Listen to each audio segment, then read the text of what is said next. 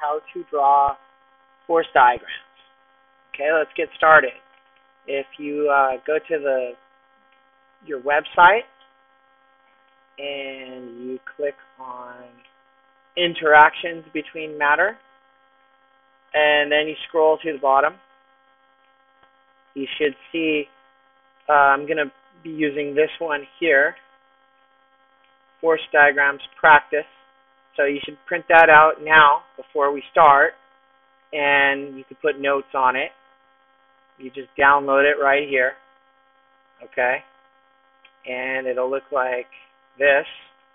It looks just like the worksheet we just did, except this one says Force Diagrams, okay?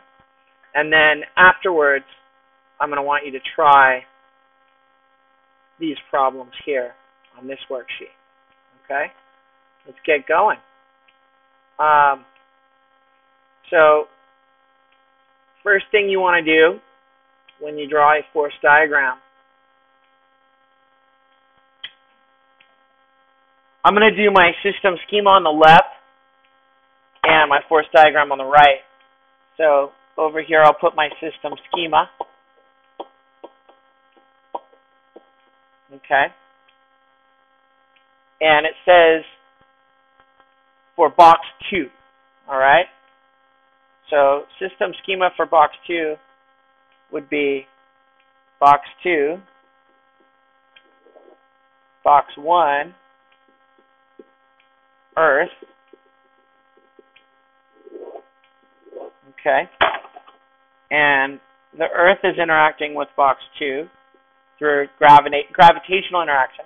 The Earth is interacting with box 1, gravitational interaction. And there is a weak interaction. I'm just going to do that. That's my symbol for a weak interaction. That's gravitational. Now, there's also contact between Earth and box 2. So that's a contact interaction. There's a contact interaction between box 1 and box 2. So I can put that here. And box 1 isn't directly touching the Earth, so there's no contact there. So that was a system schema choosing box 2 as our system. Now, to draw a force diagram, sort of do the same thing, except now we're only concerned with one object, box 2. Okay? So force diagram, first you choose a system. In this case, it's chosen for us, the box 2. And then you represent your system with a dot. Okay? And you just go around the dotted line and look at what's touching your system. Those are all going to be contact forces. The Earth here, well, the floor really, looks like it's got a contact force where the floor is pushing up. And the way you label it is you write force, F, floor, slash, box 2. These symbols mean that the floor is pushing on box 2. Okay? And then it looks like box 1 is going to be pushing down on box 2. Okay? So I'll write F, box 1, pushing down on box 2. Okay? And then those are the contact interactions. The floor is pushing on box 2, and box 1 is pushing on box 2. Now, that takes care of the contact interactions. Now, let's take care of the gravitational interaction. The Earth should be interacting with box 2 as well, and the Earth would be pulling down on box 2. So, force, Earth, slash, box 2. Okay? And that's force diagram for number 1. Force diagram and system schema. Let's try a couple more. Okay? Again, on the left, I'll do a system schema so you can compare. Okay? So on the left, I've got person. And I'm just going to lump everything else. Rope, ceiling. It would take a natural disaster to separate all those things from each other. So they can all be grouped together very easily. Rope, ceiling, earth, that can all be one system. Okay? And since the person's touching the rope, there's a contact interaction. And the earth is interacting through the gravitational interaction. Done deal. Let's do the force diagram. So we're going to choose our system to be the person. Alright? So we make the dot, and that now is our person. Okay? So you don't have to draw any crazy thing. It's just that dot is the homie. And the only thing touching the homie is the rope. The rope's pulling up on the person while the person's pulling down on the rope. So we're only concerned with the forces on the person. So the rope be pulling the person up. Force, rope, acting on person. But we've also got the earth pulling down. So force, earth, pulling down on person. Okay? Done deal. Let's go to the next page. Alright.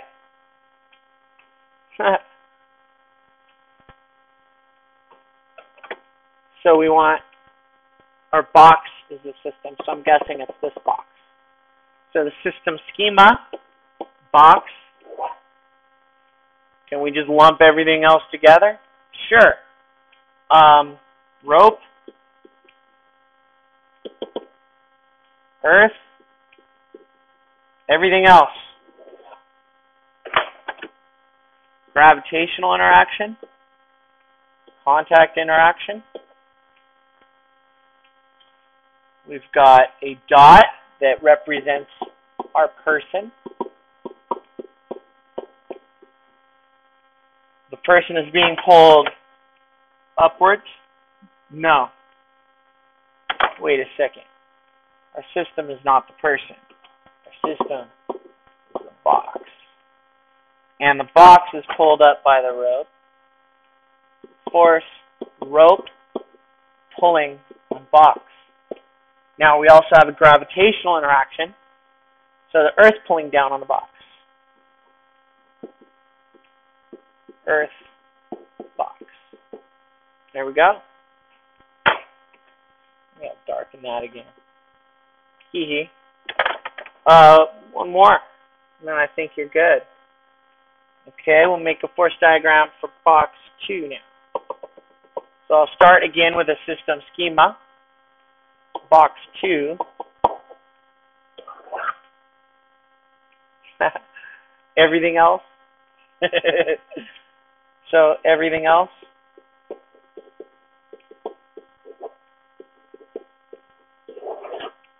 Okay. Oops. Haha. Let me fix that.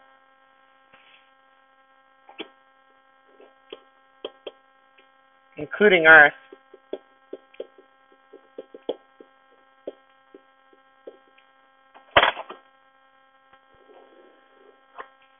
Alright. And box 2 is touching the rope. That's part of everything else. That's contact. And earth's part of this everything else. So there's a gravitational interaction. So now our dot is box 2. Box 2 is being pulled up. That's kind of a messed up arrow. Let me fix that. Box 2 is being pulled upwards. What am I doing? I'll do this one. There. That's better. So this is force, rope, pulling on box 2. Alright? Now we need gravitational interaction. I'll narrow down. I'm guessing they're the same length.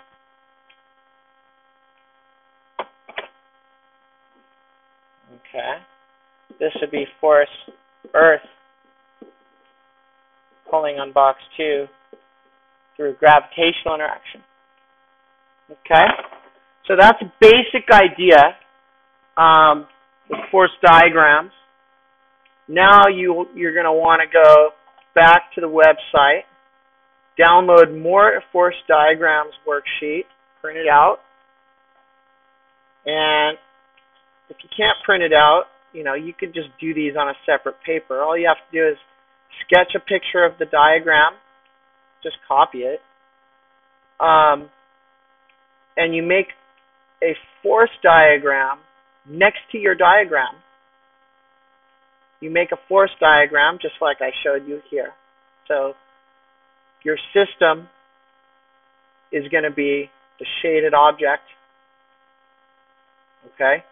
And this part's kind of important. You want to label your force vectors using this notation. Okay? That's exactly what I just did. You're identifying the two objects involved in the interaction. Okay? And please keep your force diagram separate from your sketch. Thanks for watching, and I hope you have a good day. Bye-bye. See you tomorrow.